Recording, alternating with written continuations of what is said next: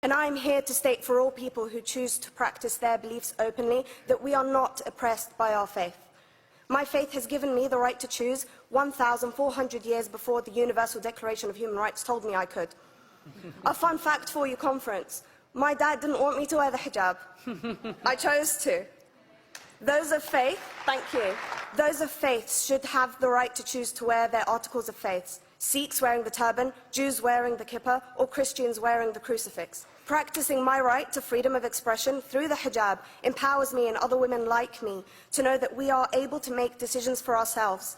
Through the hijab, women like me feel empowered to overcome the social expectations of sexualization that is relevant and has currently resulted in many cases of anxiety and worse. I can speak for myself and others like me. At school, I was able to focus more on the thoughts that were running through my mind than how good I looked to the world. How I choose to practice my faith is clearly displayed for all to see. This makes me the target of hate crime. The level of racist attacks on Muslim women is disproportionate to any other oppressed group in British society because we are an easy target. I'm sure you've heard of the Punish a Muslim Day. It's been spoken about a few times already this morning. And as a Muslim, I'm actually quite optimistic. They're trying to limit it to one day. That's 364 less than normal. But let's be clear, conference. Islamophobia and other forms of racism affects non-Muslims too.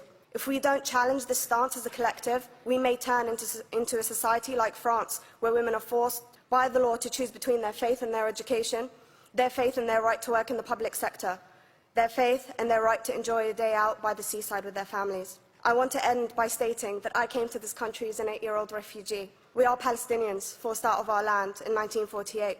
We lived in third world conditions, similar to those in Calais for 60 years.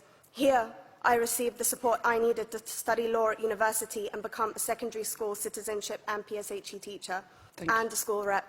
An injury to one is an injury to all, and I want to thank the Union for its stance on all oppressed groups, in particular mine, Palestine.